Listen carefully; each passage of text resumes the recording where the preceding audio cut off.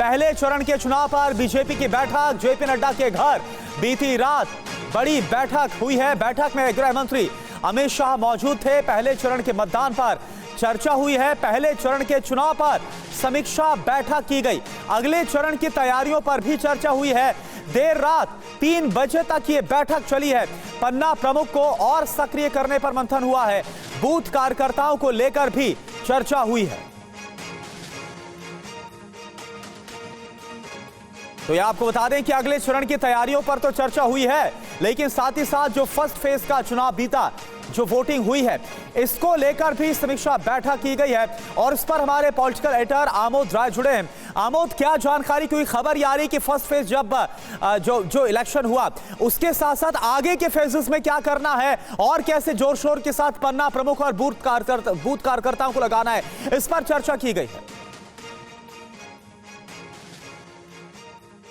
है और इसका जो सिस्टम है नीचे पन्ना प्रमुख से शुरू होता है और ऊपर तक जाता है। पन्ना प्रमुख के जिम्मे 60 वोट होते हैं हर एक पन्ना प्रमुख के पास, और उन पन्ना प्रमुखों की जिम्मेवारी होती है इन 60 लोगों को लगातार फॉलो करना और उनको वोट बैंक बूथ तक ले जाना। लेकिन भीषण गर्मी के चलते इस बार जो वोटिंग हुआ है तो उसमें क्या पन्ना प्रमुख सक्रियता से अपना काम कर पाए हैं नहीं कर पाए हैं, इन बातों की चर्चा हुई, उस पर डिस्कशन हुआ। उसके अलावा ये देखा गया कि और चर्चा की गई कि क्या पहले कुछ ढिलाई रही है क्या अपने पन्ना प्रमुख या जो बूथ अध्यक्ष है उनकी, अगर रही है तो आगे उसको कैसे पूरा करना है उसको उस पर चर्चा की गई और आगे उसमें किस तरह की दिक्कत ना हो उसको ध्यान में रखकर काम किया जाए, इस पर चर्चा हुई।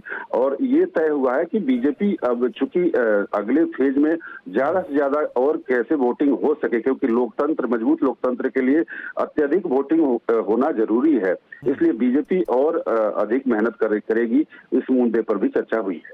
शुक्रिया आपका आमोद इस पूरी जानकारी के लिए। उधर मौसम में जैसे जैसे गर्मी बढ़ती जा रही है, चुनाव प्रचार भी बेहद गर्म होता जा रहा है। आज पीएम मोदी छत्तीसगढ़ और राजस्थान का दौरा करेंगे। पीएम मोदी आज से 2 दिन के छत्तीसगढ़ दौरे पर जा रहे हैं। आज ही पीएम मोदी राजस्थान के दौरे पर भी जाएंगे। आज सुबह 10:45 पर पीएम मोदी राजस्थान के सवाई माधोपुर में चुनावी जनसभा करेंगे। राजस्थान के टोंक ओनियारा में भी पीएम की जनसभा का कार्यक्रम है, जहां टोंक ओनियारा में पीएम मोदी बीजेपी उम्मीदवार सुखविंदर सिंह जौनपुरिया के समर्थन में जनसभा करेंगे। दोपहर 2:45 पर पीएम मोदी छत्तीसगढ़ के जांजगीर में जनसभा करेंगे। शाम 5 बजे छत्तीसगढ़ के महासमुंद में पीएम की जनसभा होनी है। इसके बाद 24 अप्रैल को भी छत्तीसगढ़ और एमपी में पीएम मोदी के चुनावी कार्यक्रम है। 24 अप्रैल को सुबह 10:45 पर छत्तीसगढ़ के सरगुजा में प्रधानमंत्री की जनसभा है। कल दोपहर 2:45 पर मध्य प्रदेश के सागर में जनसभा करेंगे। उसके बाद कल शाम 5:15 बजे मध्य प्रदेश के आदिवासी बहुल इलाके में बैतूल में पीएम की रैली है। 24 अप्रैल को ही शाम 7:15 बजे मध्य प्रदेश की राजधानी भोपाल में पीएम मोदी एक बड़ा रोड शो भी करेंगे। पीएम के इन दौरों को लेकर बड़े स्तर पर तैयारी की गई है। पीएम मोदी के अगले 2 दिनों में छत्तीसगढ़, मध्य प्रदेश और राजस्थान के ये चुनावी दौरे बेहद अहम माने जा रहे हैं, क्योंकि बीजेपी को हिंदी बेल्ट के इन 3 राज्यों में इस बार भी लोकसभा चुनाव में काफी अच्छे प्रदर्शन की उम्मीद है। दिसंबर में ही इन तीनों राज्यों के विधानसभा चुनावों में भी बीजेपी ने प्रचंड बहुमत के साथ भगवा लहराया था। वहीं पिछले लोकसभा चुनाव में भी इन तीनों राज्यों में बीजेपी ने जीत का परचम लहराया था।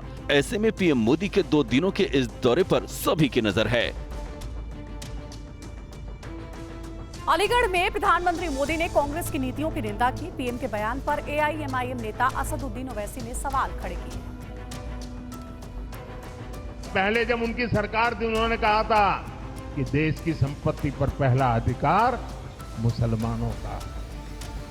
इसका मतलब ये संपत्ति इकट्ठी करके किसको बांटेंगे?